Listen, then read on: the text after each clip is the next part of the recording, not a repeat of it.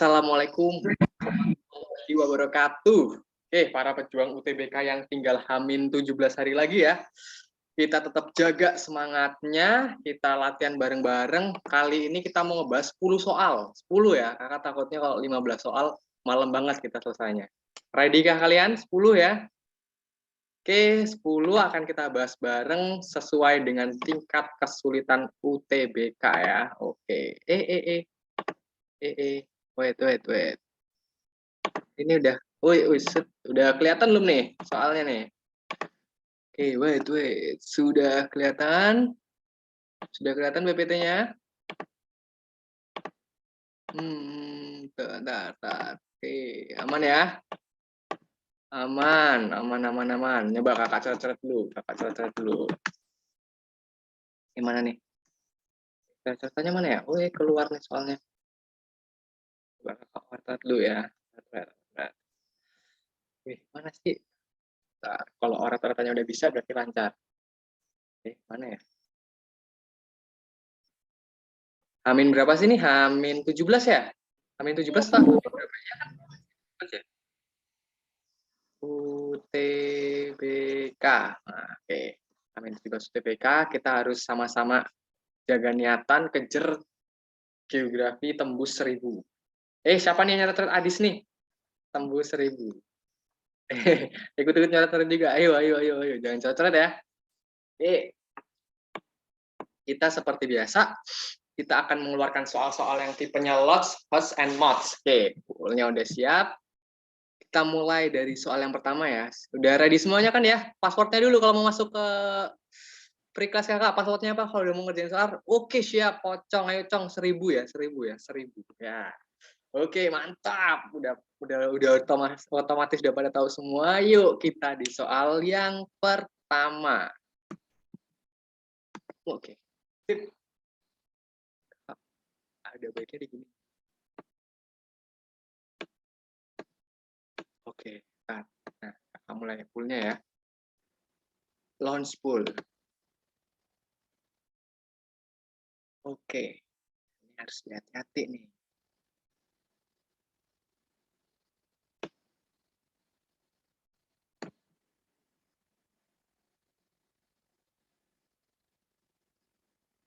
Oke.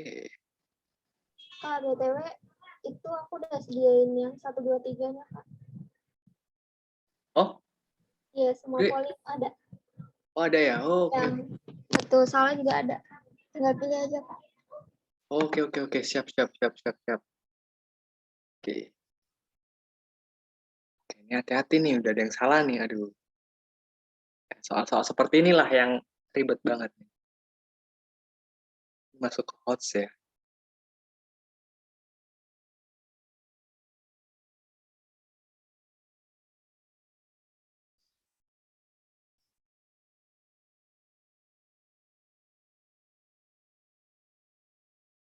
Oke, kita serius yuk. Ini serius ya, karena ini udah simulasi nih.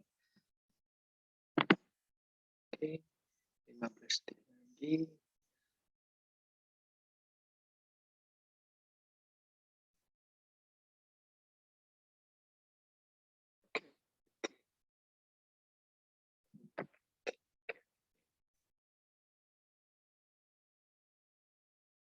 Tahan. Masih belum nge-full semua. Baru 66 yang nge-full nih. Hitung mundur. 5, 4, 3, 2, 1. Kita end polling. Oke. Nih. Nggak ada suara mayoritas nih. Di mana 10% ngejawab A, 6% ngejawab B, 41% ngejawab C, 7% ngejawab D, 37% ngejawab E. Oke. Kalian pada tim yang mana nih? Ayo, Anggi, Eka, tim yang mana nih? Kalian? Sorry. Baru kita bahas. Kalian yakin banget ini yang bener yang mana nih? Karena soalnya agak rancu nih, agak ribet. Ya, oke. Yang lainnya apa nih? Zia C. Oke, C. 2 dan 4. C ya. Oke, kita bahas yuk. Ini masuk ke soal materi Medclim. Medclim yang di topik perubahan iklim global ya. Ini kakak nyoret kelihatan ya. Oke. Di soal gejala pemanasan global yang berlangsung saat ini banyak diakibatkan oleh beberapa faktor. Terkhusus di wilayah Indonesia, berarti tanya Indonesia ya. Berdasarkan analisis aktivitas penduduk dan kegiatan yang banyak terjadi, faktor yang dapat menjadi penyebab pemanasan global di Indonesia adalah faktornya ya. Ingat, bedain faktor sama efek. Ini kakaknya kelihatan kan ya? Kelihatan, Kak. Oke. Bedain di sini. Kalau faktor itu yang bisa mempercepat pemanasan global dan menyebabkan pemanasan global itu terjadi. Kalau efeknya, efek yang diakibatkan setelah pemanasan global kayak suhu naik, terus es mencair, terus salinitas menurun. Nah, itu efeknya, bukan penyebabnya. Nah, kita lihat, faktor yang dapat menjadi penyebab pemanasan global di Indonesia adalah peningkatan reklamasi yang merusak mangrove. Oke, kita bahas ya. Ini kosong kan ya? Kita bahas di sini. Oke, jadi, bulat nggak nih? Oh, kita bahas global warming atau pemanasan global. Nah, global warming atau pemanasan global itu adalah di mana bumi ini memerangkap panas. Nah, jadi bumi ini dia memerangkap panas. Kenapa Kak kok bisa memerangkap panas? Karena ketika ada sinar masuk ya, radiasi matahari masuk, penyinaran matahari masuk, kan itu kan ada yang diserap,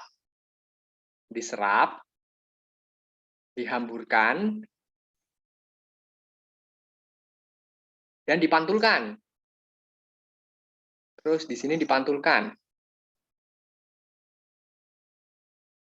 Kalau yang diserap namanya absorpsi, kalau yang dihamburkan namanya difusi, nah kalau yang dipantulkan namanya refleksi. Sejauh ini bisa dipahami belum? Ini dari konsep jendela atmosfernya ya.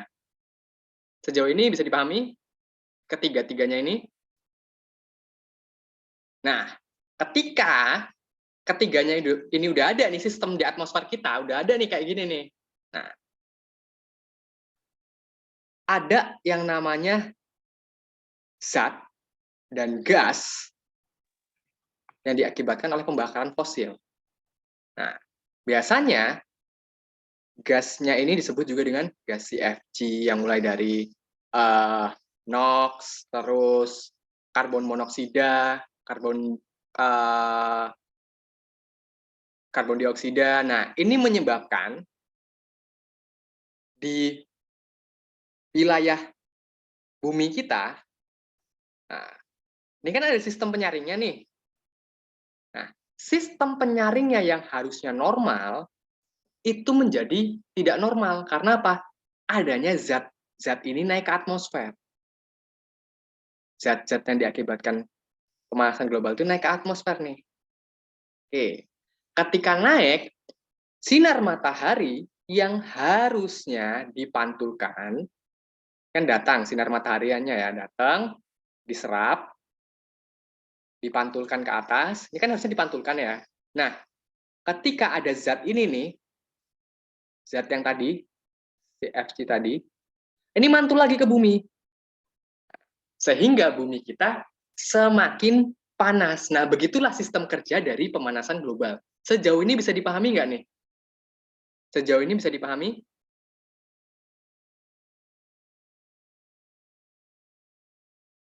Paham? Oke, bisa Kak? Nah, kita lihat di sini. Bisa ya? Ini udah menjadi penyebab. Nah, penyebabnya ini bisa diperparah dengan adanya apa aja nih? Kita bahas satu persatu. Oke, kita bahas satu persatu. Dari yang pertama. Dari yang pertama ini warnanya ini aja ya. Peningkatan reklamasi yang merusak mangrove. Oke, peningkatan reklamasi yang merusak mangrove itu, ingat, mangrove salah satu komponen dari blue carbon. Nah, blue carbon ini bisa menyerap zat-zat CFC yang terlontarkan ke atmosfer. Makanya ada yang namanya green carbon dan blue carbon. Kalau blue carbon ini yang dari laut, kalau yang green itu yang dari hutan. Nah, contohnya kayak reboisasi secara berkala di hutan-hutan yang gundul. Nah, itu bisa menyerap zat-zat CFC itu. Nah, kalau dia peningkatan reklamasi yang merusak mangrove, ini udah otomatis apa? Udah otomatis sistem blue carbonnya berkurang. Nah, makanya yang satu ini benar. Kalau satu benar, kita lihat tiga. Benar nggak? Peningkatan industri manufaktur tanpa AMDAL. Nah, industri manufaktur ini, kalau kalian ketahui, industri manufaktur ini adalah industri-industri besar. Industri-industri besar yang pasti menyebabkan limbah. Limbah udara maupun limbah buang. Nah, kalau dia industri-industri ini dilakukan sembrono tanpa AMDAL, ini udah otomatis meningkatkan yang namanya efek limbah. Nah, limbahnya itu yang terbuang ke atmosfer akan memperparah yang namanya pemanasan global. Ini udah otomatis. Bener juga. Ini soalnya memang hot banget nih, harus kita teliti bener-bener. Oke, sejauh ini nih. Siap, oke, nggak apa-apa. Dua, peningkatan emisi bahan bakar fosil, ini bener banget. Karena yang kita pakai dari kendaraan bermotor maupun kendaraan-kendaraan besar lainnya ya.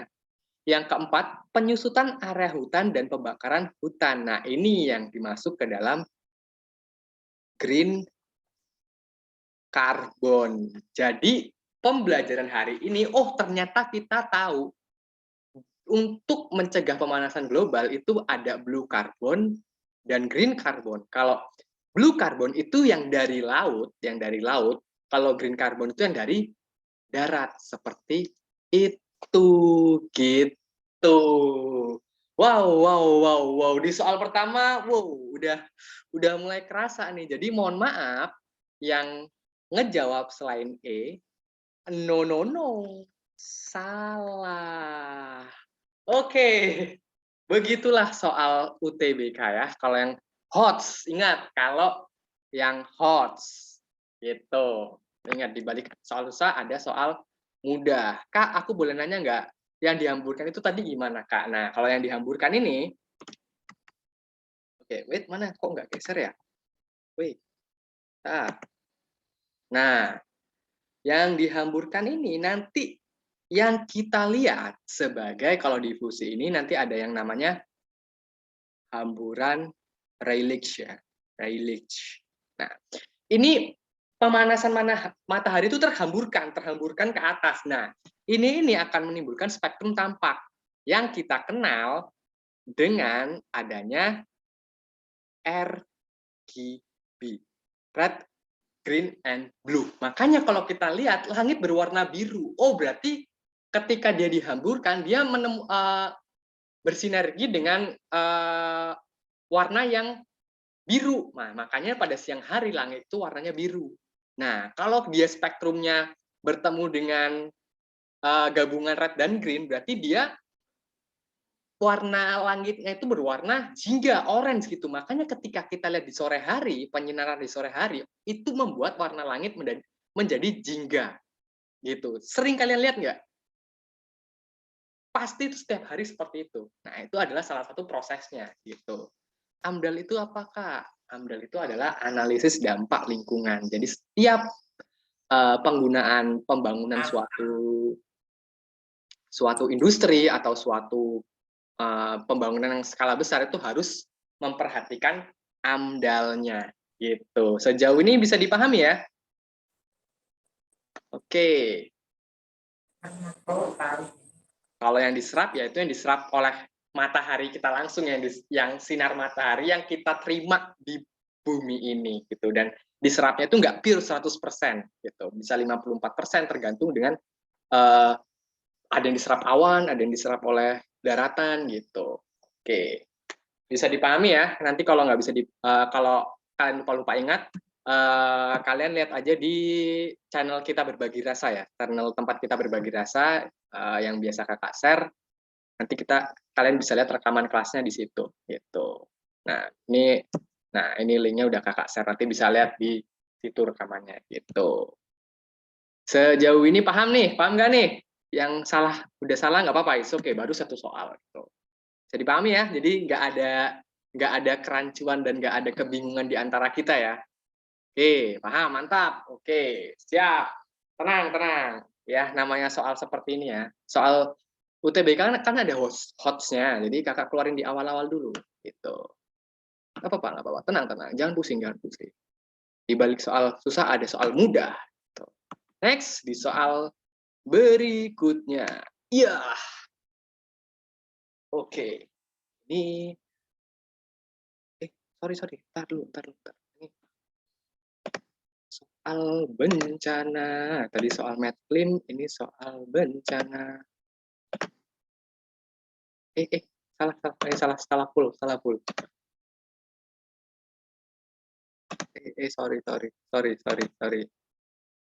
Salah pilih full.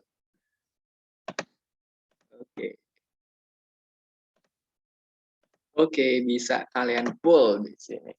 Oke, ini agak tricky.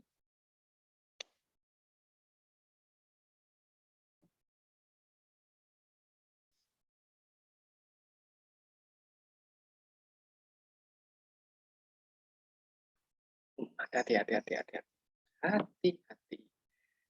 Please. Nah, ada yang nge-DM lagi nih, Kak, kok kelasnya udah penuh? Ya, tadi kan.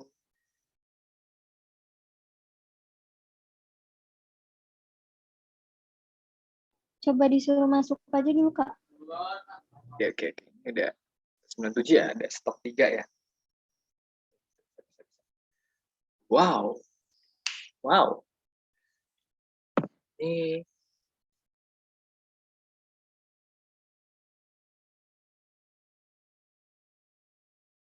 oke, udah ada masuk. Oke.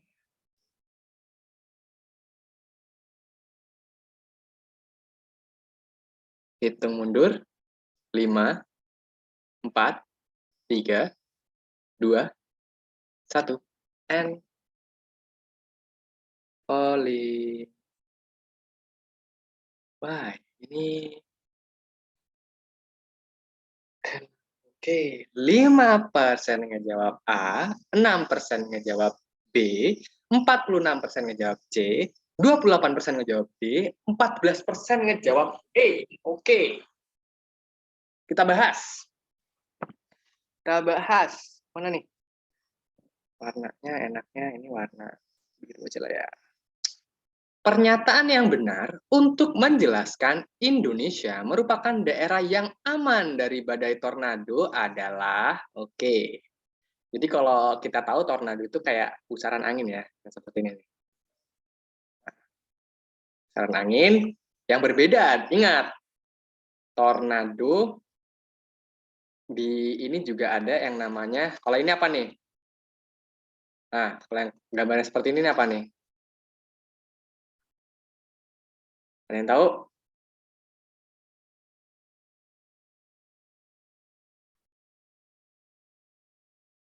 Siklon, bener Vini. Oke, ini siklon.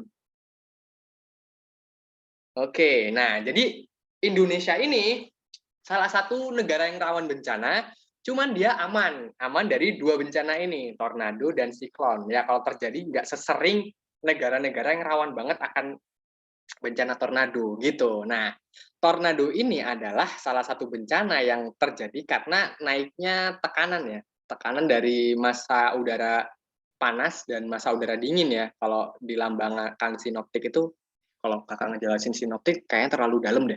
Oke, ini kakak lupa daratan lagi. Nggak kakak jelasin itunya. Itu terlalu dalam, itu materi olimpiade nanti. Nah, di tornado ini kenapa dia bisa terjadi? Karena Pertama, dia kakak bagi wilayahnya dulu ya. Pertama, dia kalau tornado itu dia pasti ada perbedaan massa udara panas dan massa udara dingin yang sangat tinggi. Nah, hal tersebut karena diakibatkan oleh penampang luasnya. Penampang luas itu maksudnya dia adalah luas wilayah daratannya ya. Kita lihat. Di sini, negara yang paling sering terdampak tornado itu ada yang tahu nggak? Negara yang paling sering terdampak tornado? Ada yang tahu?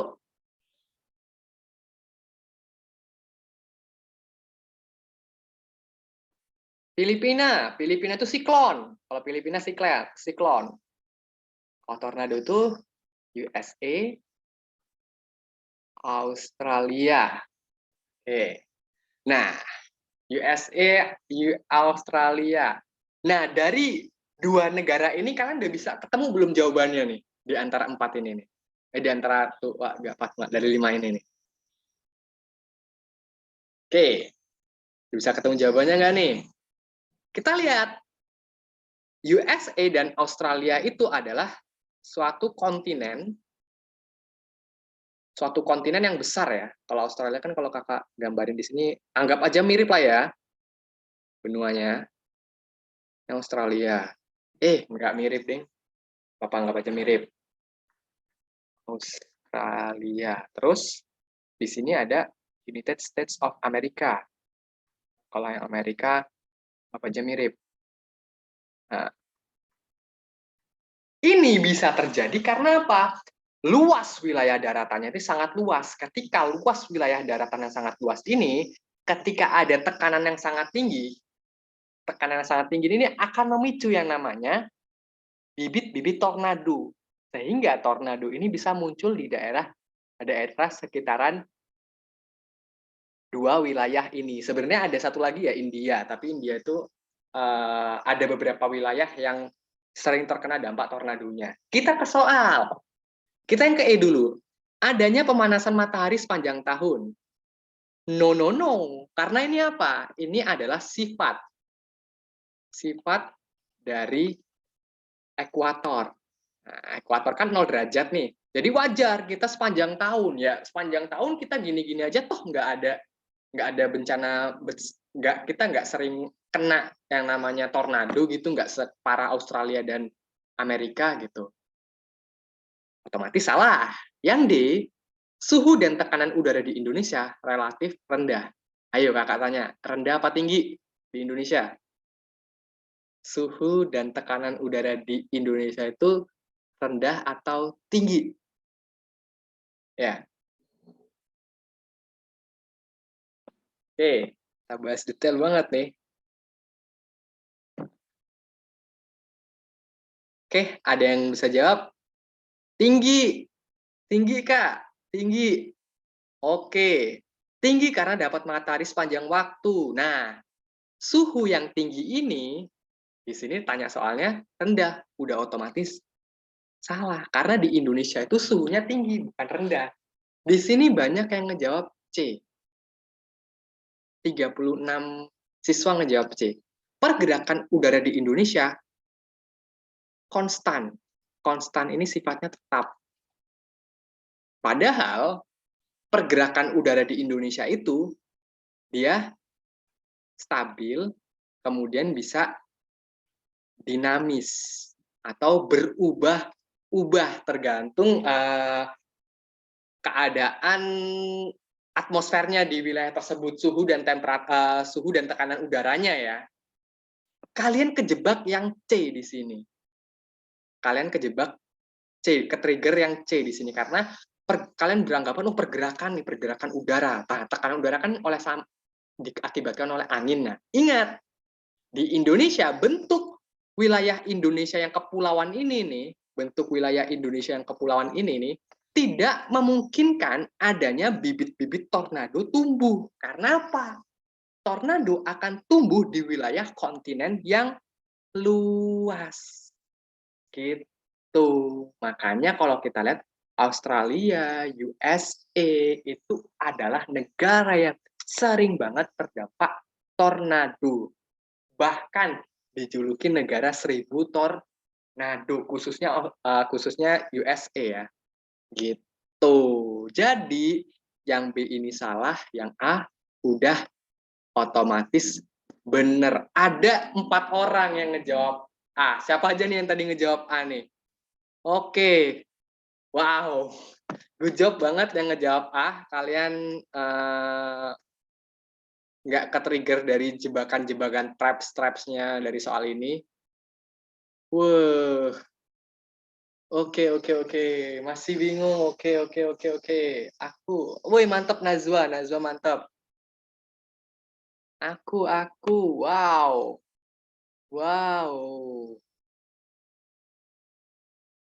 Waduh, salah rame-rame. Oke, jangan salah rame-rame, seneng dong gitu. Nah, kenapa di negara kepulauan justru dia nggak bisa terjadi tornado? Ingat, negara kepulauan itu banyak dilalui oleh laut.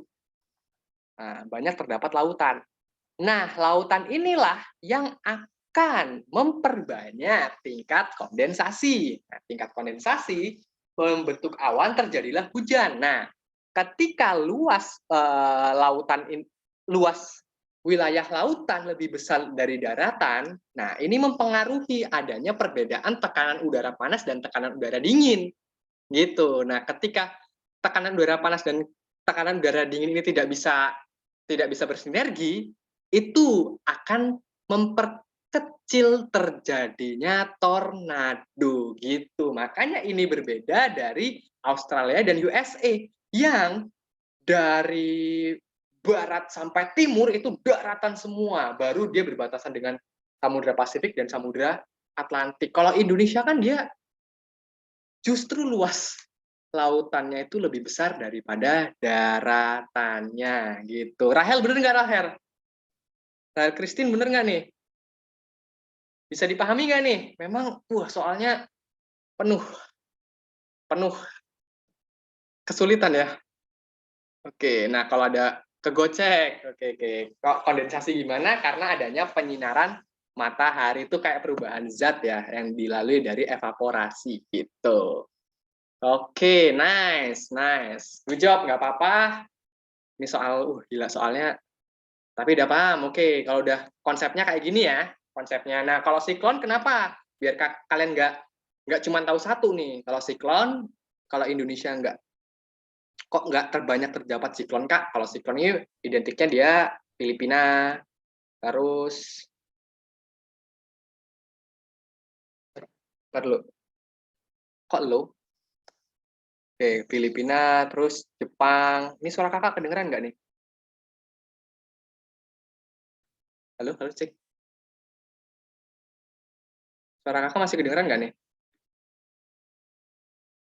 Oke, kedengeran Kak. Oke, tadi ada peringatan sistem soalnya. Jepang, terus dia Cina. Nah, ini negara yang identik dengan siklon. Nah, kalau siklon beda lagi nih, dia luas cakupan wilayahnya sangat besar, bisa sampai 300 km ya. 300 km. Ini masuk ke skala besar. Nah, kalau siklon ini bisa terjadi di wilayah di atas lintang 11 derajat, baik LU maupun LS. Sedangkan wilayah Indonesia itu tidak masuk ke dalam di atas lintang 11 derajat. Nah, ketambahan lagi, dia apabila suhu air laut di atas 27 derajat Celcius, ini di atas ya, ini akan menaikkan yang namanya siklon tropis, khususnya di daerah-daerah tropis ya. Kalau Indonesia aman, untungnya Indonesia aman. Nah, ini udah pernah kakak jelasin di awal-awal materi banget, yaitu materi kebencanaan gitu. Oke, good job, udah bisa dipahami ya.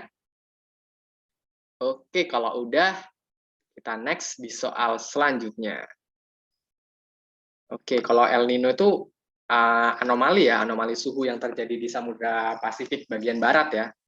Nanti itu beda kaitannya, itu masuk ke medclaim. Kalau ini kan ke geografi bencana gitu.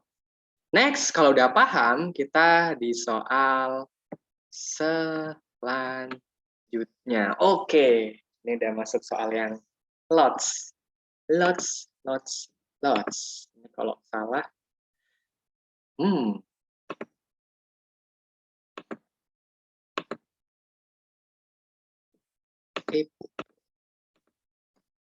Continue. Oke.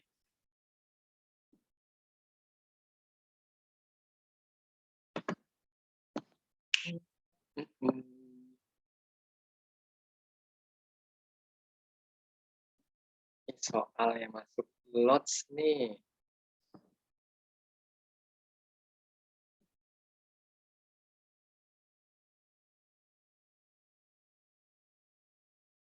Pasti nih banyak yang benar. Iya. Oke, tapi kok masih ada yang salah ya? Why? Why?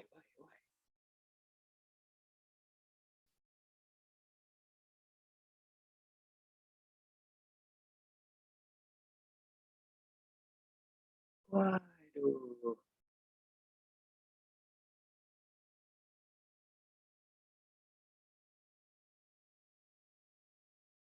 Oke. Akhirnya ada suara mayoritas yang benar.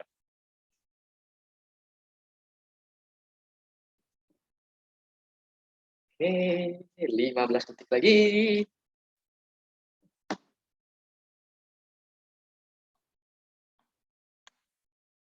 Oke, hitung mundur.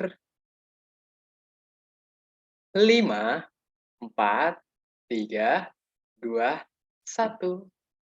And polling. Wow. Search result. Oke, 15% ngejawab A, 65% ngejawab B, 4% ngejawab C, 4% ngejawab D, 12% ngejawab E. Oke. Tim B mana nih? Tim B nih. Tim B mana nih? Tim B, mana tim A? Tim B, tim A mana nih? Ini saya, oke, tim B, Desta B, Rahel B, PB. Oke. Tim A nggak ada nih, tim A nih. Oke. Kita bahas yuk. Oke, pulpen mana? Pulpen. Ini warnanya merah lah ya, belum pernah. Ini. Contoh mitigasi struktural. Jadi, kalau kita ke konsep mitigasi ini, kita konsepnya itu harus berdasarkan Undang-Undang Nomor 24 Tahun 2007. Karena ini adalah undang-undang yang khusus menangani untuk bencana alam, bencana sosial, dan bencana sebagainya. Di mana ini melahirkan yang namanya mitigasi. Mitigasi itu adalah serangkaian usaha untuk meminimalisir terjadinya bencana. Nah, berarti dia masuk tahap mitigasi ini, masuk tahap prabencana ya, prabencana, jangan sampai salah. Nah, mitigasi ini ada mitigasi struktural dan mitigasi non-struktural. Perbedaan khususnya adalah kalau yang struktural ini dia berdasarkan mekanik. Mekanik itu maksudnya dia kayak serangkaian pembangunan. Ini kayak pembangunan, terus dia kayak sifatnya membuat, menentukan, yang langsung di wilayah bencana. Kalau non-struktural, dia itu sifatnya kayak mengurangi kerentanan masyarakatnya. Contohnya kayak sosialisasi, terus pembuatan peraturan. Nah, kayak peraturan dilarang membangun rumah di sepanjang bibir pantai yang rawan akan bencana tsunami gitu. Nah, itulah perbedaannya. Kalau kita balikin di soal bencana tsunami. Oke. Membangun masyarakat sadar bencana. Berarti ini edukasi bencananya ya. Edukasi itu berarti masuk ke ranah non-struktural. Menentukan jalur evakuasi. Nah, ini berarti menentukan jalur. Berarti kita langsung ke lapangannya ya. Ke peta lapangannya, kita tentuin jalur evakuasinya, baru kita tempel plang, oh jalur evakuasi bencana tsunami. Gitu. Nah, ini berarti dia masuk ke mitigasi struktural. Membuat tayangan-tayangan. Ingat, tayangan-tayangan berarti dia edukasi sifatnya, berarti non lagi. Membangun jaringan sukarelawan, Kak ini kan membangun, tapi yang dibangun itu jaringan sukarelawannya. Kayak misalnya kakak sebagai ketuanya nih mau membangun jaringan sukarelawan. Adis, Irma, Suci, Rahel, Yuski, terus Deste, kakak ajak menjadi gabung sukarelawan kita. Khusus untuk menangani bencana di wilayah mana? Di wilayah misalnya Bojong Kokosan gitu ya. Anggap aja ini contoh ya. Nah berarti dia membangun jaringan, berarti dia masuk ke non juga. Masuk ke non. Nah, kalau membuat pelatihan berarti sosialisasi. Dia masuk ke non juga. Jadi, untuk 44 orang di kelas ini yang ngejawab B, kalian good job, bener. Oke, tapi masih ada yang salah nih, masih ada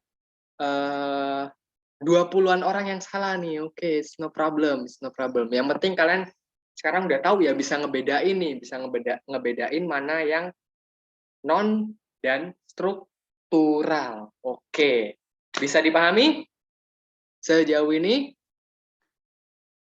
Paham atau belum? Atau ada yang mau ditanyakan? Paham? Oke. Ini ada yang kelas 11 nggak sih? Ada yang kelas 11 nggak di sini nih? Apa kelas 12 semua nih rata-rata gap year? Apa ada yang gap year? Oh, ada yang kelas 11. Oh, nyuri star ya, nyuri star kalian ngerjain soal-soal UTBK gitu. Oke, oke, oke, oke. Gap year. Oke, gap year semangat ayo kita target 1000 ya. 1000 poin geografi. Nah, soal lots-nya udah keluar nih. Next, kalau sudah paham, kita ke soal berikutnya. Kelas 9, nangis banget kelas 9. Masih SMP. Gak apa-apa, gak apa-apa, gak apa-apa. Next. Ini udah masuk ke soal batuan. Batuan ini kadang-kadang muncul loh di UTBK. Kita juga heran. Batuan beku, batuan sedimen, batuan metamorf. Sorry, punya belum muncul. Oke.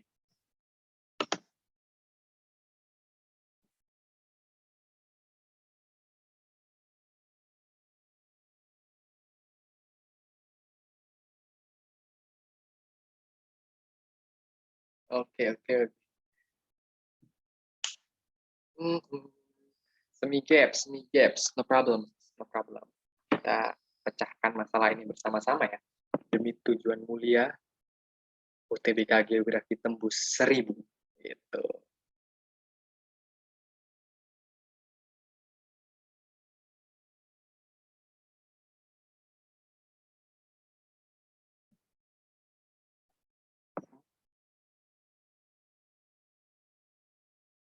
Oh, ini masih ada yang salah ya.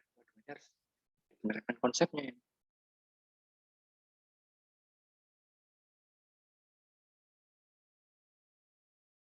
Oke, nggak ada suara mayoritas, kakak kaget. Padahal ini soal lots.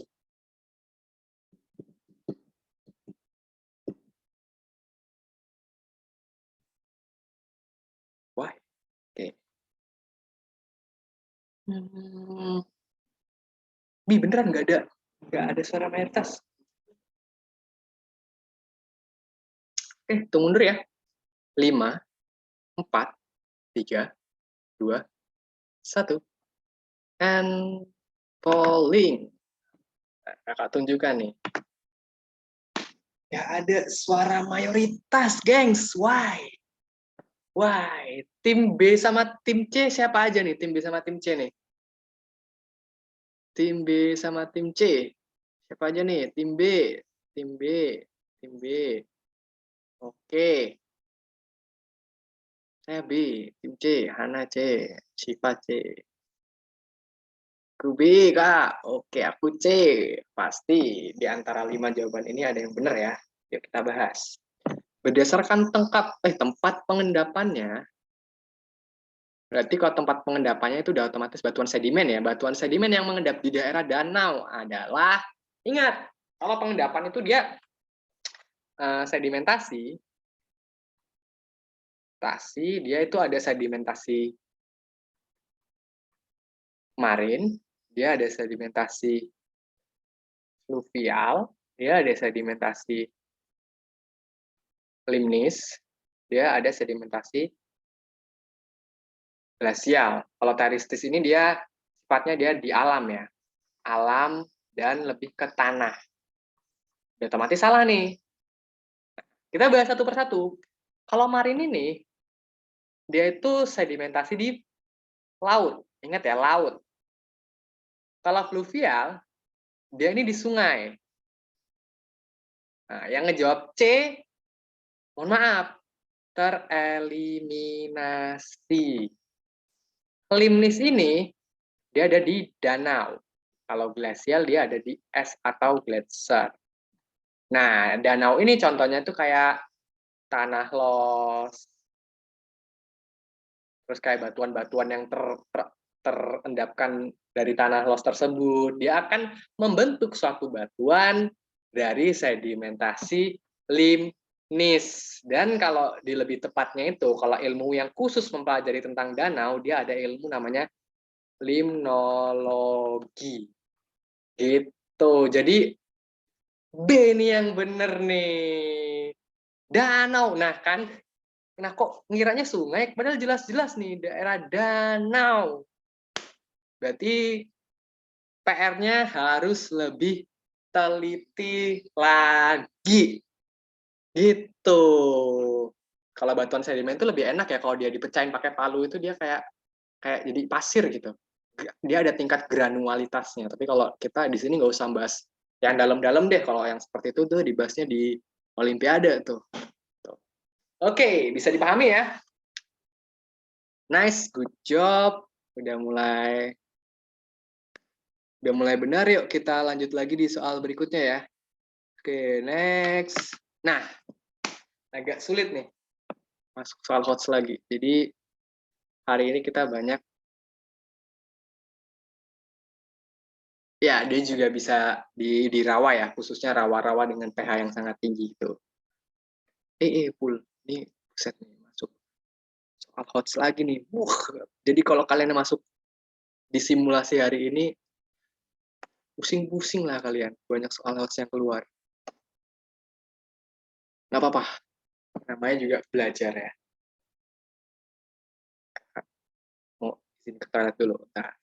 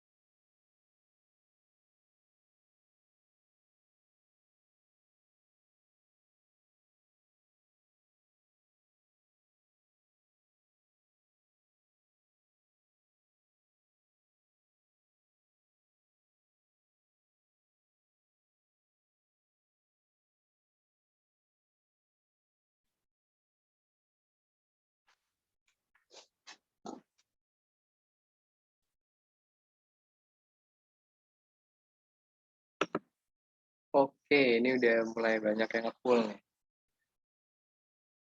Oke, wow, mantap banget ya. Kita end full ya.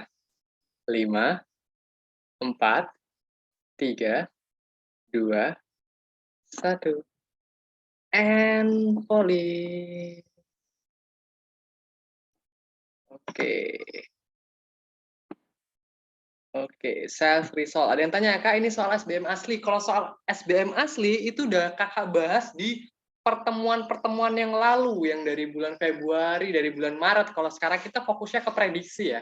Kita fokusnya ke prediksi. Jadi kalau mau lihat soal SBM yang pernah kita bahas, lihat di video-video kakak terdahulu gitu. Itu banyak banget udah pernah kita bahas. Dan ini kita lebih ke prediksinya baik itu soal HOTS, LOTS maupun MOTS. Kalau ini masuk ke dalam soal MOTS ya. Wow, ini sepertinya banyak yang benar. Kita lihat nih, 21% ngejawab A, 3% ngejawab B, 39% ngejawab C, 25% ngejawab D, 11% ngejawab E. Oke. Coba kakak tanya nih. Tim mayoritas antara ada A dan C. Ya, langsung aja kita bahas ya.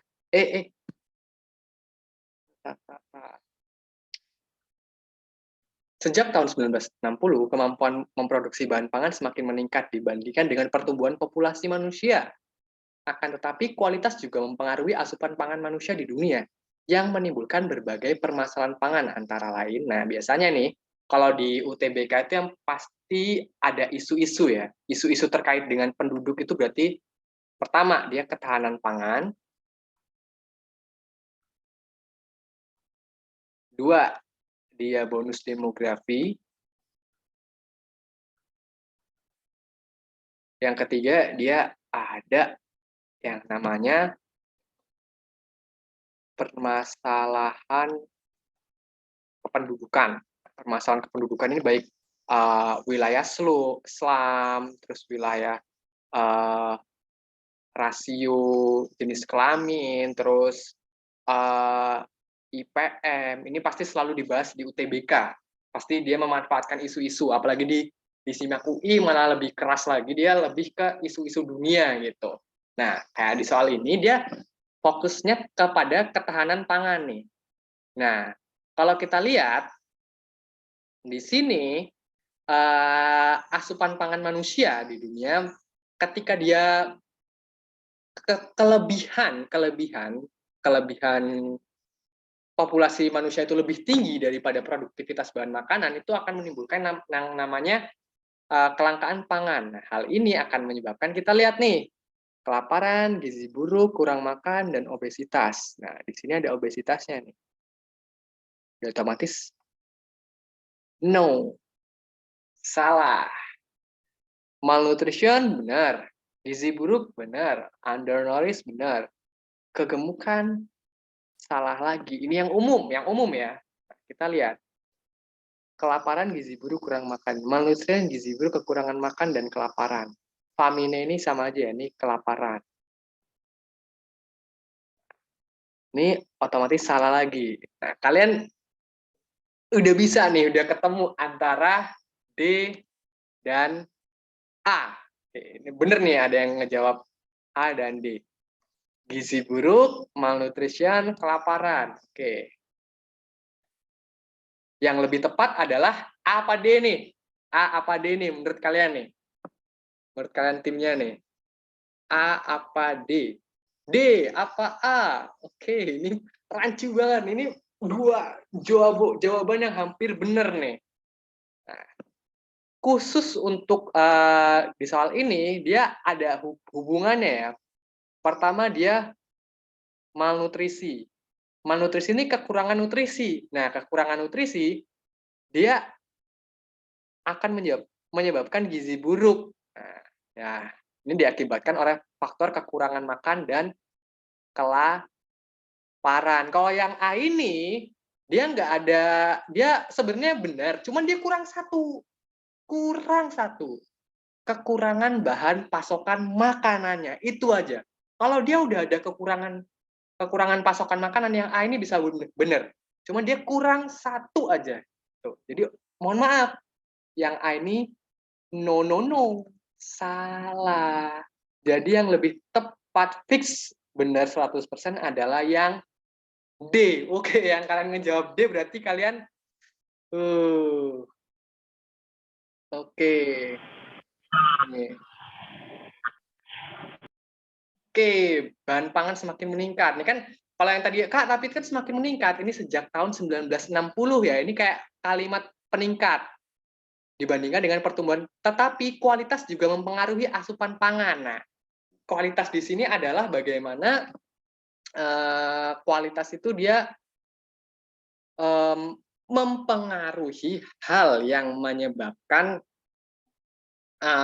manusia itu mengalami yang namanya gizi buruk gitu. Oke. Wow, ini soalnya benar-benar parah banget nih soalnya malam ini susah-susah banget ya, tapi nggak apa-apa, nggak apa-apa. Kalian nggak itu kan ya, nggak nyesel kan ya, anjir, ini masuk kelas simulasi kok yang dikeluarin kok soalnya susah-susah banget. Nggak apa-apa, kita bersusah-susah di sini, yang penting di UTBK kita bener ya. Ada nyesel nggak nih? Gila, soal-soal hari ini susah banget. Bener? Ada yang nyesel nggak nih? Gila, gila, gila, gila, gila. Oh ya, unfriend. Waduh. Oke, bener banget. Simulasi itu tempat kita buang-buang kesalahan kita dan memahami konsep ya. Nah, oke, good job, good job. Nggak apa-apa. Ini buang kesalahan kita ya, buang jatah salah kita gitu ya. Oke, next. Ini soal mouse-nya udah keluar. Kakak pesen ya, di UTBK Geografi itu ketelitian tuh wajib banget. Wajib sama jangan terlalu meremehkan soal. Kalau misalnya kalian, tektonisme, konvergen, udah otomatis bener nih. Kalian ngeremehin, padahal yang ditanyakan tuh bukan itu. Gitu. Next, di soal selanjutnya. Ini soal biosfer. Pokoknya hari ini kita bahas banyak banget materi.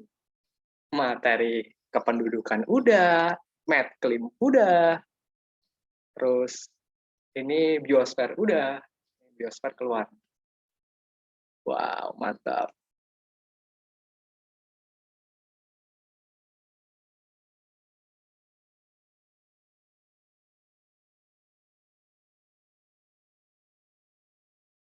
Kalau kalian paham banget kawasan hutan tropis, fix bener, karena ini masuk ke LOTS. Berarti kan harus paham banget karakteristik hutan tropis, apalagi kita tinggal di Indonesia ya. Ya udah mulai terlihat ya.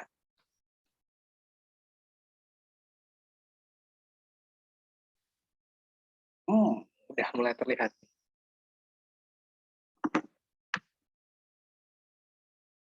Temen kakak ngechat, tuh ngajakin mabar Mobile Legends. Login. Sorry, bisa login ya.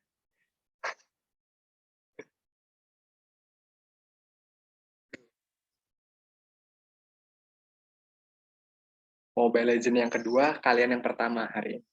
Bapak, first, kakak harus memperdalam konsep kalian.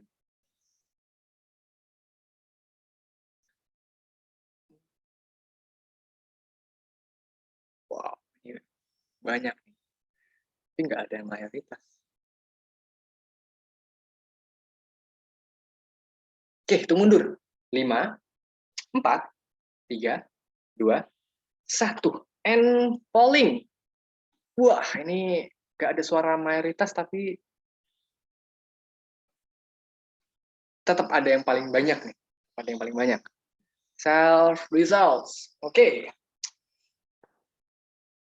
36% ngejawab A, 18% ngejawab B, 13% ngejawab C, 5% ngejawab D, 28% ngejawab E. Mana tim A sama E mana nih? Suara yang paling banyak keluar nih.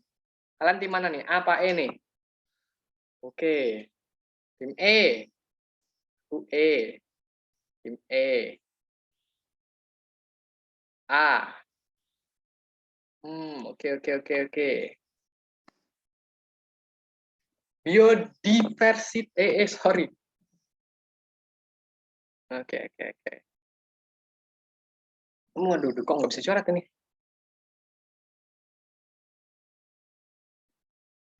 Biodiversitas kawasan hutan tropis tidak dapat tergantikan oleh kawasan industri. Karena apa? Kalau kita lihat karakteristik hutan hujan tropis itu adalah dia itu ya, bangunannya itu pohonnya itu tinggi-tinggi.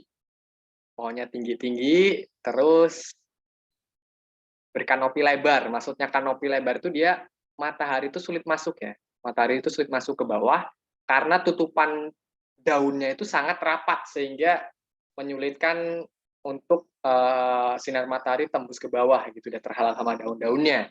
Nah, di sini kita lihat nih, dia nggak bisa tergantikan karena apa? Kalau kita lihat hilangnya hewan-hewan liar ini udah otomatis salah ya. Hewan, ini hewan, bukan kita lagi bahas hutannya. Memang hutan itu tempatnya tumbuhan hewan-hewan, tapi yang dikatakan di sini adalah hutan tropisnya, hutan. Siklus permanen hasil hutan, ya, no, salah. Pengelolaan kawasan yang masih minim, dia salah juga, karena sudah mulai ada pengawasan-pengawasan kuat ya terkait dengan hutan-hutan tropis di wilayah Indonesia. Karena Indonesia itu, kalau dalam peringkatnya itu dia nomor 2 hutan tropis rusak. Indonesia itu nomor 2, nomor satunya itu dia Brazil. Nomor 1 itu Brazil. Nah, Indonesia ini nomor 2 nih, jadi kita udah mulai kuat banget di pengelolaannya. Nah, di sini dia nggak bisa tergantikan adalah, kalau kita lihat, kecenderungan monokultur di sini. Monokultur ini adalah penanaman satu jenis tanaman. Ayo, sekarang kakak tanya, di hutan hujan tropis itu jenis tanamannya ada satu apa banyak? Ayo, ayo, ayo, ayo, ayo. Banyak, banyak ya. Kayak kita ambil contoh kayak akasia, terus trambesi, terus rhododendron. Nah, ini adalah salah satu jenis tumbuhan yang banyak terdapat di hutan hujan tropis. Nah, kalau yang E ini, mohon maaf, salah. Karena apa? Dia kecenderungan monokultur. Kecenderungan monokultur hanya satu jenis tanaman. Dia enggak banyak. Sedangkan di hutan hujan tropis, dia itu adalah pusatnya berbagai jenis tanaman alami yang benar-benar hasilnya dari hutan yang kita kembangbiakan gitu. Nah, kalau disoalkan tidak dapat tergantikan oleh kawasan industri. Ya, kalau kawasan industri dia memang ada yang monokultur ya, kayak contohnya jati, khusus tanaman jati semua. Terus kayak hutan sawit, khusus tanaman sawit semua. Nah, kalau yang ini udah otomatis yang bener anjir itu siapa yang hidupin mercon? Kedengaran nggak suara merconnya? Kaget. Oke, jadi begitu. Ini nih. Anjir, suaranya ini tetangga kakak ini. Tetangga kakak ngedupin mercon gede banget di tanah. Astaga. Tetangga depan rumah lagi. Sorry guys. Oke, jadi gitu ya. Ini kalian salah ngebacanya di sini nih. Salah ngebacanya, padahal fokus kita di hutan tropis yang nggak tergantikan. Karena apa? Karena ya tidak ada vegetasi alami gitu ya. Kayak tidak ada lagi vegetasi alami, udah pasti dia jadi ke hutan industri.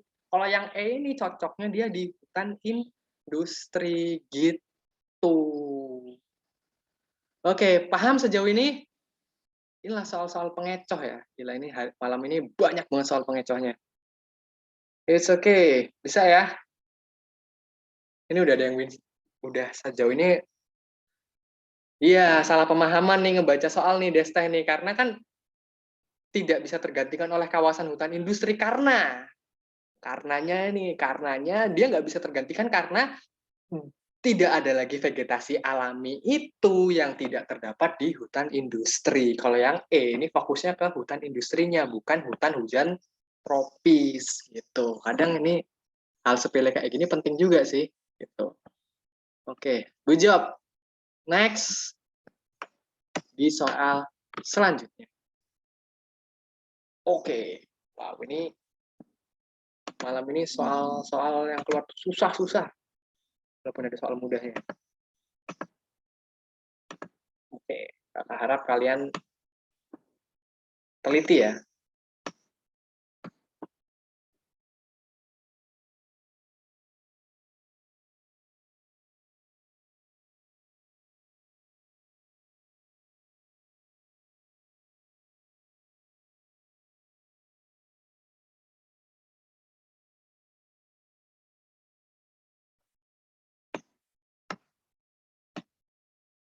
Demografi, tadi ketahanan pangan udah keluar, sekarang demografi.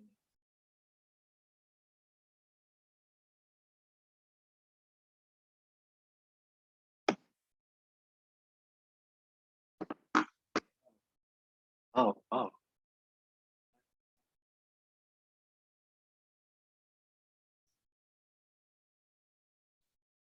Ada suara mayoritas. Gimana nih?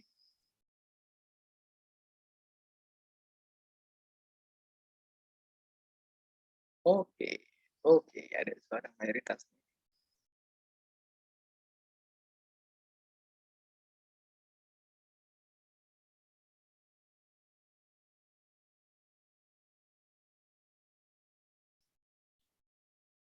Oke, hitung mundur. 5, 4, 3, 2, 1. And polling. Ini nggak ada suara mayoritas, tapi ada yang paling banyak ngejawab nih. Oke, di mana paling banyak ngejawab itu C ya. 30%, B 20%, A 7%, D 18%, E 25%. Oke, kalian tim C atau E lagi nih? Tim C atau E? Tim C atau E? C, oke. Lanjut, C, Vina C, terus Sasna C. Mana nih tim E nggak muncul? C, oke. Oke. E. Oke. Yang lainnya nih. Cong, kamu apa Cong? Jawabnya Cong. Kalau salah kacau ini. Ayo. Apa nih? Pocong jawab apa Pocong? C. Oke. Oke, kita lock ya. Kita lock. Next. Mana nih? Aduh. Ini soal mods juga. Pernyataan berikut ini sesuai dengan informasi yang dapat dimanfaatkan dari pembuatan komposisi penduduk. Kecuali, nah jadi komposisi penduduk ini penting nih. Kan kalau pendudukan, anggap aja ini segitiga ya. Jelek banget anjir segitiganya. Nah, komposisi penduduk ini penting. Pentingnya untuk apa nih? Untuk dipilah-pilah penduduknya. Untuk di salah satu di wilayah penduduk itu bisa dikategorikan. Nah, kalau dia komposisi penduduk ini sangat penting karena pertama, dia sebagai penentu kebijakan. Nah, contohnya gini, misal di daerah, ini namanya kakak samarkan aja, di daerah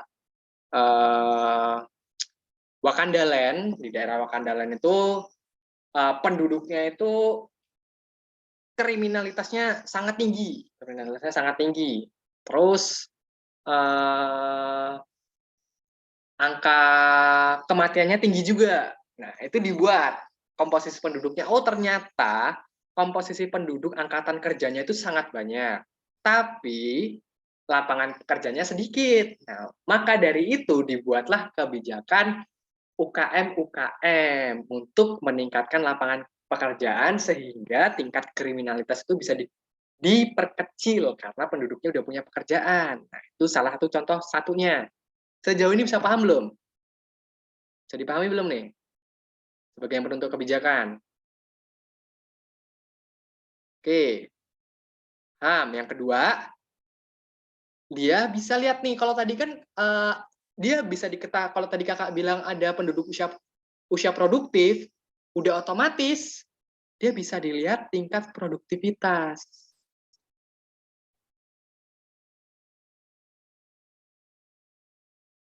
Di mana penduduk usia produktif itu usianya 15 sampai 64 tahun. Nah, ini nih gunanya komposisi penduduk nih. Berarti udah otomatis A, salah ya. Mengetahui data demografi berdasarkan faktor biologi suatu daerah. Nah, yang ini dia juga benar karena dia komposisi penduduk, ya namanya juga komposisi, berarti dia dapat menyediakan data secara demografi. Baik itu laki perempuan di suatu daerah, faktor biologisnya, faktor biologis itu kayak darahnya ya, kayak tingkat kesukuannya di daerah apa. Kalau kita sensus di wilayah Jawa Barat udah otomatis ya secara biologis mereka itu masuk ke dalam ranah tatanan suku Sunda. Jarang ditemukan suku-suku lain gitu, karena itu di suatu daerahnya. Ini udah otomatis salah juga. Tinggal C sama D. Mengetahui jumlah penduduk kelompok usia wajib belajar, ini benar juga. Karena kan dia dilihat, dia usia wajib belajar itu berapa usia wajib belajar? Ayo, usia wajib belajar di Indonesia berapa coba? Usia wajib belajar nih, kakak tanya nih. Wajib belajar di Indonesia berapa? 12 tahun, good job. Wajib belajar. Nah, udah otomatis kalau yang seperti ini, yang nggak tepat adalah C, membandingkan tingkat kesehatan suatu daerah dengan daerah yang lainnya. Kak, kok bisa? Well, ini yang ditanya penduduk, kenapa kita lihatnya ke kesehatan. Nah, nanti kalau kesehatan itu akan mempengaruhi, dia beda lagi, dia bisa mempengaruhi tingkat harapan hidup suatu penduduk. Cuman dia masuk ke variabel yang berbeda dari komposisi penduduknya. Gitu. Ini lebih ke teliti kalian ya, karena kan kalian di soal-soal sosial ini sebenarnya kalian bisa bener banyak kalau kalian teliti. Gitu. Dan ini yang ngejawab C tadi banyak ya, ada berapa sih tadi? Ada 18 gitu. Good job, 18 orang yang tidak terkecoh gitu. Oke, good job. Yang jawab C, ini udah mulai panas nih. Kalian udah panas dari tadi apa? Udah panas dari tadi belum sih? Apa udah mulai ngebul? Yang ngebul, yang udah mulai ngebul siapa nih? Yang udah mulai ngebul. Gila, kita hari ini bener-bener nguji banget pemahaman konsep dan wawasan kalian ya. Ada yang udah mulai ngebul? Boleh angkat tangan, kalau ada kamera lambaikan ya. Kak, ngebul kak, bisa soalnya soal prediksinya luar biasa gitu. It's okay. Kita lanjut di soal berikutnya ya. Masih kuat kan? Masih kuat lanjut? Masih kuat ya? Yang ngebul boleh keluar nggak apa-apa. Nanti lihat rekamannya. Lihat rekamannya, kak, lu nggak kuat kak, anjir susah-susah gitu. Oke, percayalah, ini kakak buat sebisa mungkin biar kalian siap banget ngadapin UTBK-nya ya. Jadi kakak dari awal memang soalnya kayak gini ya. Soalnya tuh susah-susah gimana gitu. Ada ngeco, ada hotsnya gitu. Percayalah, karena ini biar kalian paham banget konsepnya. Kalau percuma kalau soal mudah, konsepnya tuh nggak kebahas sampai ke akar. Oke, good job. Masih lanjut ya, kuat. Next, kita ke soal selanjutnya. Ini udah pernah kakak bahas. Tinggal kalian teliti baca soalnya, langsung. Sorry, relaunch pun. Relaunch.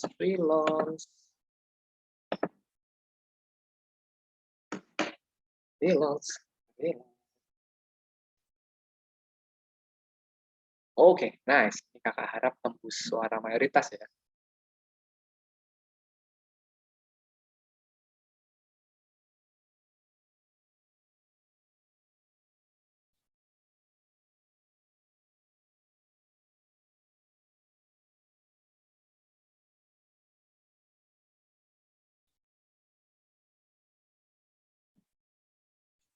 Oke.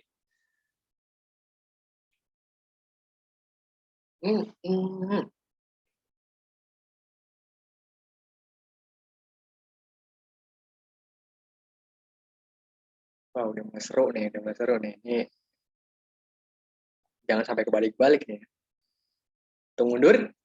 5, 4, 3, 2, 1. And polling. Oke. Ini ada suara nggak mayoritas ya, cuman paling banyak yang A ya. A 36%, B 25%, C 27%, D 7%, E 5%. Oke, kita bahas. Ini kemarin udah kakak bahas nih.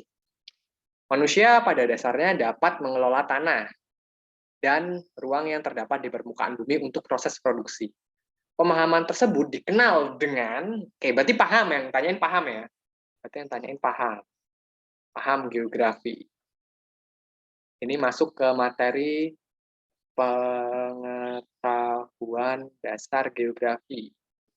Nih, gini-gini pengetahuan dasar geografi sering keluar juga nih di UTBK nih. Kita bahas. Kalau paham, dia itu cuman ada 2 di geografi. Fisis determinis, sama fisis apa? Posibilis. Ini ahlinya Paul Vidal de Leblanc. Kita lihat, kalau fisis determinis, ini kemarin udah pernah kakak bahas, ini manusia bergantung dengan alam.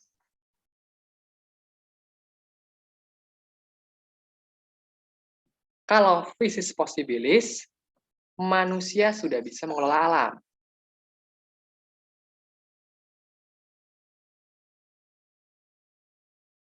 Nah, dari 2 pengertian ini, udah masuk di soal. Manusia pada dasarnya dapat mengelola. Mengelola, berarti dia masuk yang mana? Masuk yang posibilis. Gitu. Kalau geomorfologi, kok tadi banyak yang ngejawab geomorfologi? Ini ilmu yang mempelajari permukaan bumi. Berdasar proses terjadinya. Kok tadi banyak yang ngejawab C? Wah, ini salah kaprah banget nih. Kalau limnologi ini danau. Ilmu mempelajari tentang danau. Kalau etnografi ini ilmu yang mempelajari tentang tulisan. Tulisan dari suatu kebudayaan. Gitu. Kalau fisis determinis berarti dia kayak manusia masih bergantung banget. Contohnya kayak suku-suku anak dalam gitu. Suku-suku anak dalam, suku-suku Korowai, dia kan bergantung banget sama alam nih. Dia masih sedenter, masih food hunting, food gathering gitu. Jadi dia masih bergantung dengan alam gitu. Nah, yang fix no debat jawabannya adalah A. Kalau salah, wow, bahaya banget. Ini soal apa ya? Soal dulang poin banget deh. Soal mendulang poin kayak pasti ada di UTBK itu soal yang buat kalian itu mendulang poin ya. Kayak gini inilah. Soal-soalnya kayak prinsip geografi, pendekatan geografi, paham geografi, konsep geografi itu adalah soal-soal buat kalian untuk mendulang poin gitu.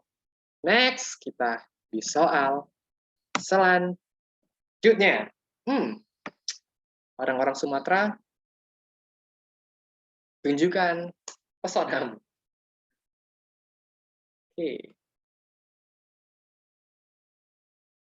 Oke.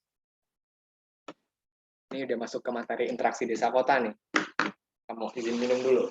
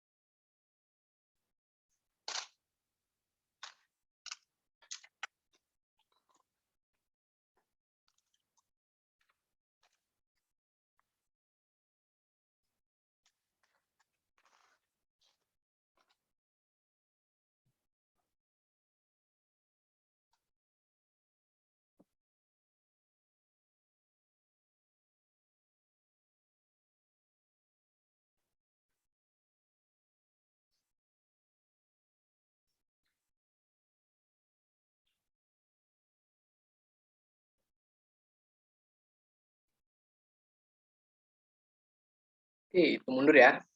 5, 4, 3, 2, 1. And polling. Oke, ini ada suara paling banyak itu ngejawab A 25%, B 41%, C C 9%, D 2%, E 23%. Tim A sama B siapa aja nih? Siapa aja nih tim A sama B nih? Oke. A. A, oke. Ini lebih ke telitian kalian sih. Soal-soal kayak gini lebih ke ketelitian kalian aja.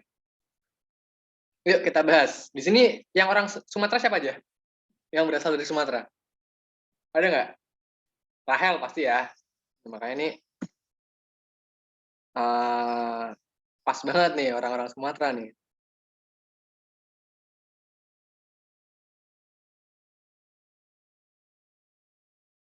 Oke. B tapi bingung. Saya Sumatera tapi bingung. Aku Kak. Oke. Kota-kota di Sumatera umumnya berkembang dari aktivitas. Di Sumatera ini terbagi-bagi ya. Di Sumatera itu kalau ada yang dari Brastagi nggak di sini? Ada yang dari Brastagi? Ada. Ada yang dari Liwa.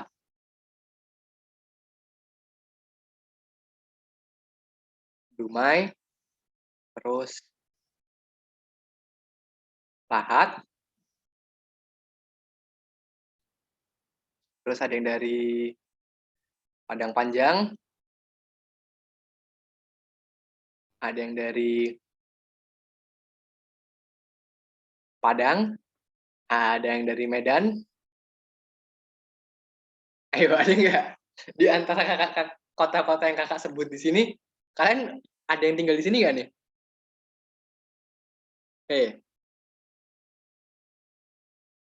Ada yang tinggal di sini, khususnya orang-orang Sumatera. Kalau Jawa ini Medan. Medan, oke. Kalau yang Jawa ini biasanya kalau UTBK itu dia berpaling ya. Itu pernah keluar industri yang paling banyak terdapat di Jawa itu apa gitu. Terus nanti beralih lagi.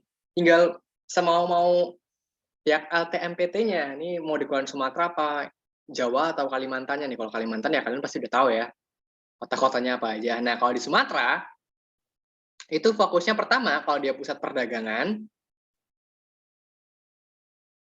itu ya udah jelas, itu ada kota Medan sama kota Padang. Itu udah jelas banget kalau orang Padang itu pasti dagang itu udah kayak jadi budaya ya di mana-mana. Itu orang-orang Padang ya, suku Padang. Kalau dia pusat pertambangan, nah kalau dia pusat pertambangan, dia ada di Dumai, Riau, Lahat, terus dia ada di Pelaju. Nah ini wilayah-wilayah khususnya Riau maupun Sumatera Selatan itu merupakan wilayah yang banyak terdapat kota-kota yang tumbuh dari pertambangan gitu kayak Dumai itu minyak, terus Lahat itu batu bara gitu. Nah kalau perkebunan ini,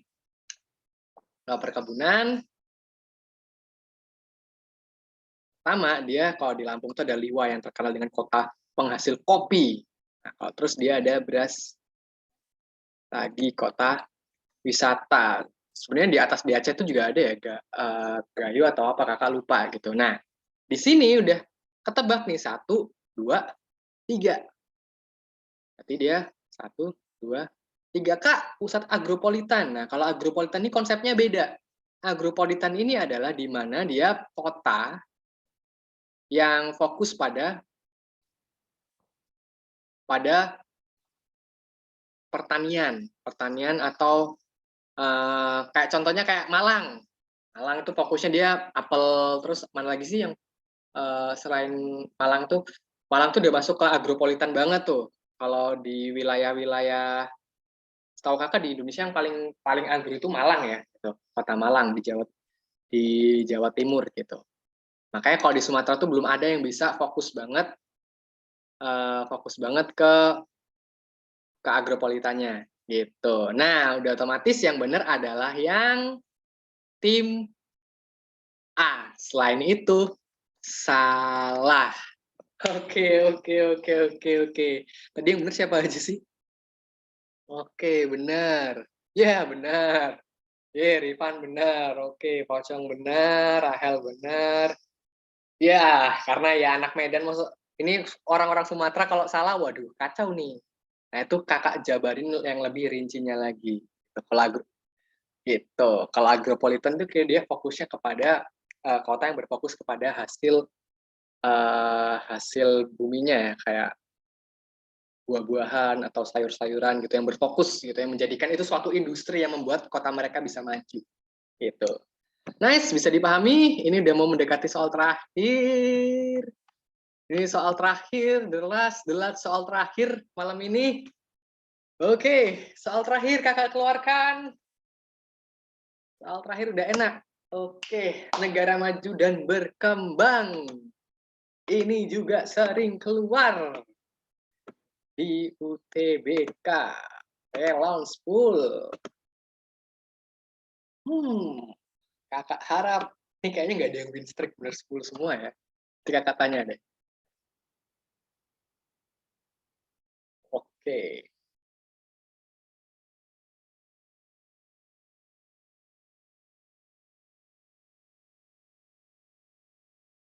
Oke.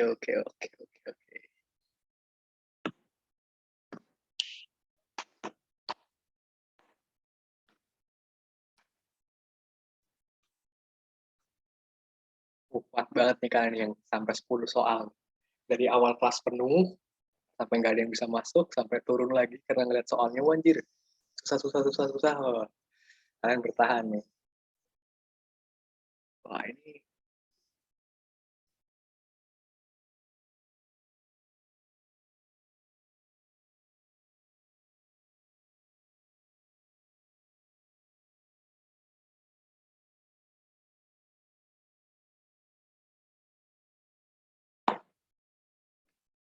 wow, mantap.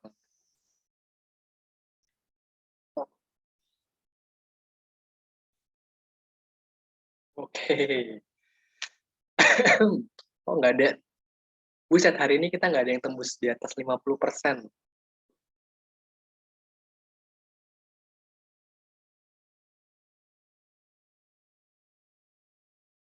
Oke, hitung mundur. 5, 4, 3, 2, 1.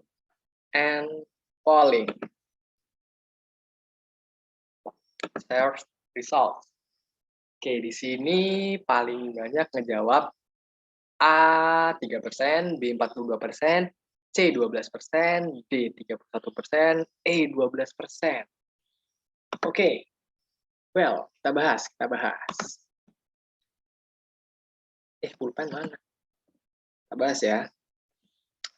Salah satu permasalahan sosial demografi yang ditemui di negara maju di wilayah Eropa Utara. Ada yang tahu nggak nih Eropa Utara negaranya mana aja? Eropa Utara itu negaranya mana aja? Denmark, terus lagi Swedia, Norwegia,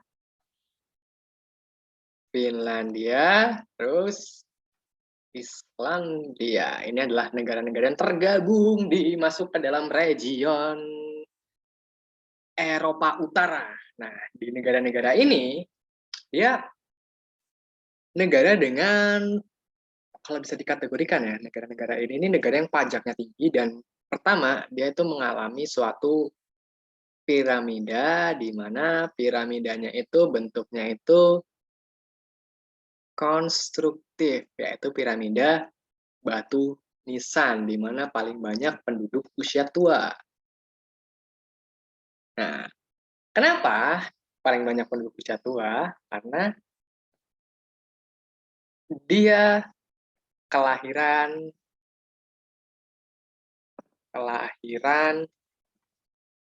rendah. Tingkat kelahiran di negara-negara ini masuk ke dalam golongan rendah dikarenakan penduduknya itu fokus pada karirnya masing-masing, dan banyak ada yang beberapa penganut paham ateis dan dia tidak ingin mempunyai anak, tidak ingin mempunyai anak dari dasar dirinya sendiri. Itu. Nah, kalau udah kayak gini, ya udah otomatis nih. Harapan hidup tinggi, salah. Individualisme tinggi, no, no, no. Salah juga. Karena walaupun mereka fokus pada karir, belum tentu mereka tuh belum tentu mereka tuh makhluk yang individualismenya tinggi gitu. Angka beban ketergantungan tinggi, no, no, no. Salah juga. Tingkat kematian rendah, ya salah, dia bukan permasalahan. Dan tingkat fertilitas yang rendah itu baru benar. Oke, good job. Mantap banget di 10 soal ini. Share kalian benar berapa? Well, mantap ya. Kita pusing malam hari ini. Kalian bener berapa nih? Share. Kalian bener berapa nih? Ada yang berani ini enggak nih? 6. Jawab nih. D. 6. Terus, ada lagi enggak nih? 6 berarti. 5. Ica bener 5. Oke. Oke, bener 7. Bener 5. Rahel bener 5. Oke, 4. Ada yang bener 8 enggak nih? Oke, 5 atau 6 itu rata-rata lah. Udah cukup lah. Ada yang 4. Oh, ada yang bener 2 atau bener 3 gitu. Jangan ya, kalau soalnya ini udah mendekati UTBK, kalau bisa kalian udah pemahaman konsepnya lebih tinggi lagi gitu. Bener 5 sampai 6 itu udah oke ya. Apalagi bener 8, 7 itu udah jauh banget karena kakak akui hari ini banyak banget ngeluarin soal-soal hoax-nya gitu.